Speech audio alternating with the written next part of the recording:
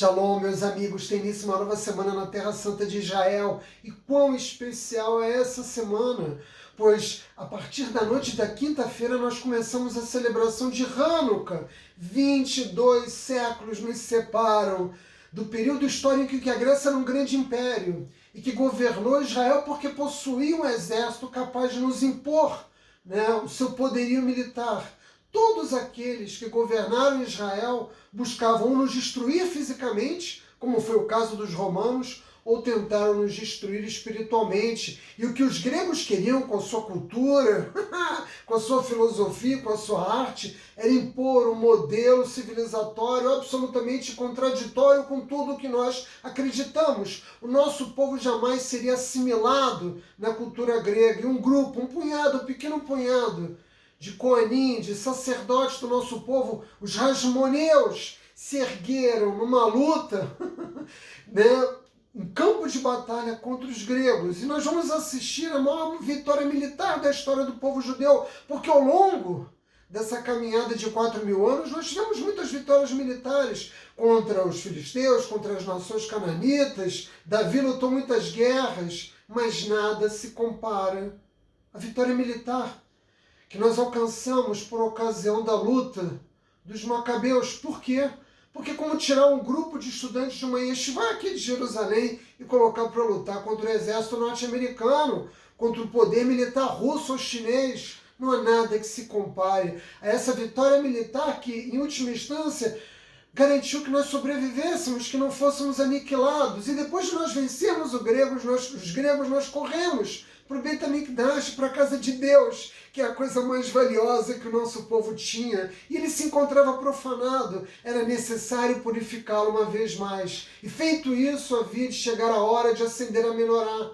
Mas o nosso povo não tinha o óleo necessário para acender a menorá, porque como nos ensina o Talmud, a menorá só deve ser a rigor acesa com o óleo mais puro, e havia apenas uma única vasilha que durava por um único dia, e nós precisávamos de 8 dias para produzir esse óleo puro que é extraído apenas das olivas que se encontram na copa das oliveiras, que são aquelas que tomam mais sol, e apenas a primeira gota dessas olivas pode constituir um óleo tão puro.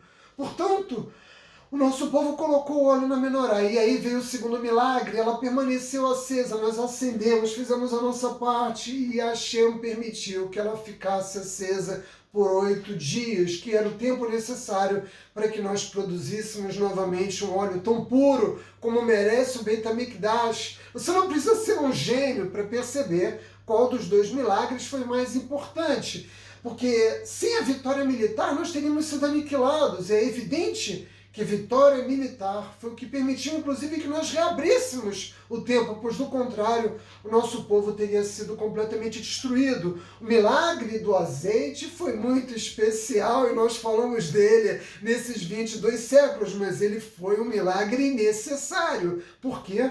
Porque ele não foi o que garantiu efetivamente a nossa sobrevivência. A rigor, foi um milagre completamente desnecessário. Por quê?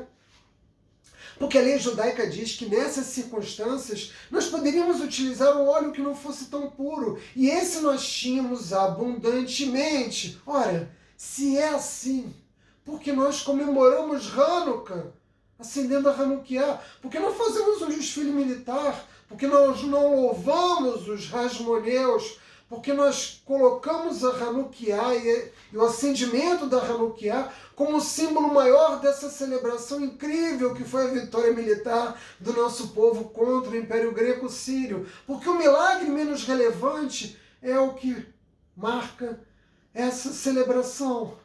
E para poder responder essa pergunta, nós precisamos responder uma outra. Por que Hashem faz milagres no mundo? Qual é a razão que faz com que o Criador produza tais milagres? Existem basicamente 2 categorias de milagre. A primeira categoria é aquela dos milagres absolutamente necessários. Há uma necessidade imperativa desse milagre. Se Hashem não tivesse aberto o Mar Vermelho, o nosso povo teria sido massacrado. Se Hashem não fizesse chover o maná dos céus, o nosso povo tinha morrido de fome no deserto. Se ele não tivesse concedido água né? Nós teríamos morrido de sede. Se não tivessem as pragas no Egito, nós teríamos permanecido na escravidão indefinidamente. Se Esther não tivesse sido capaz de contar com milagres ocultos do Criador, nós não teríamos nos sobrevivido à perseguição de Amã e teríamos morrido no império de Ahasverosh. E são muitos outros milagres, nós poderíamos passar o dia inteiro aqui falando de todas as vezes que o Criador se manifestou de maneira oculta, de maneira aberta, por meio de milagres, para salvar o povo judeu. Mas existem milagres que são produzidos pelo Criador e que não são necessários. Se eles não são necessários, como foi o caso, né, da manutenção da menorá acesa por 8 dias, qual é a finalidade deles? E essa é a segunda categoria. Hashem demonstra o amor que tem pelas pessoas através desses milagres. Quanto menos necessário é o milagre, maior é a demonstração de amor do Criador. Vejam que nessa paraxá que nós acabamos de ler, Yaakov vive no céu de Beersheba. Ele vai caminhando em direção a Harã. Quando ele sai do território de Israel, da terra de Israel, ele se lembra que havia passado pelo Monte Moriá e não havia rezado naquele lugar tão santo.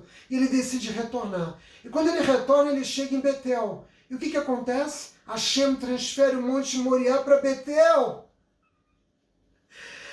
Hashem não precisava fazer isso por Yaakov Avinu. Yaakov Avinu podia caminhar até o Monte Moriá, mas Hashem produziu um milagre porque ele amava Yaakov Avinu, porque a face de Yaakov Avinu está esculpida no trono celestial. O amor dele pelo nosso patriarca fez com que ele expressasse isso, realizando um dos grandes milagres da Torá, que não é um milagre, né?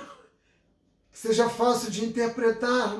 Apenas com a leitura do texto escrito, Hashem transferiu o Monte Moriá até Betel, e lá Yaakov Avinu foi posto para dormir. Ele sonhou com a escada e com o trânsito dos anjos para o céu. Ele teve a possibilidade de perceber que estava num lugar santo e que ali eram os portões do céu. Vejam, o amor de Hashem por Yaakov Avinu fez com que ele realizasse esse milagre, quando Yaakov Avinu podia apenas, como eu disse antes, ter caminhado. Mas Hashem é nosso Pai. E o Pai sempre dá ao filho mais do que o básico, né? Todos os nossos pais nos presenteiam na medida da sua capacidade. Quanto mais eles têm, mais eles querem dar. E o Criador também. Hashem também demonstra, como Pai da humanidade, esse amor, especialmente por nós, o povo judeu, que é o seu primogênito, que é o povo escolhido para Hashem para carregar a Torá. Hashem demonstra o amor que tem pelo nosso povo através desses presentes extras. E o acendimento da menorá por 8 dias, com óleo que leva só para um dia, foi um desses milagres. Ele se preocupa com todos os detalhes daqueles a quem ele ama. E essa intimidade do povo judeu com a Kadosh Baruch Hu é expressa através do carinho que ele tem, do amor que ele tem por nós. Nós não necessitávamos do milagre da menorá acesa por 8 dias. Nós necessitávamos do milagre da vitória militar contra os gregos. Portanto, o acendimento da menorá por 8 dias foi um presente, foi um beijo de amor que Hashem deu em nós. Como nós poderíamos demonstrar de uma forma igualmente amorosa o amor que Hashem demonstra por nós, celebrando Hanukkah com o acendimento da Hanukkah? E cada vez que nós acendemos uma vela, e nós vamos acender muitas velas durante os 8 dias da celebração, nós estamos devolvendo ao Criador esse beijo de amor. Shavuot Tov.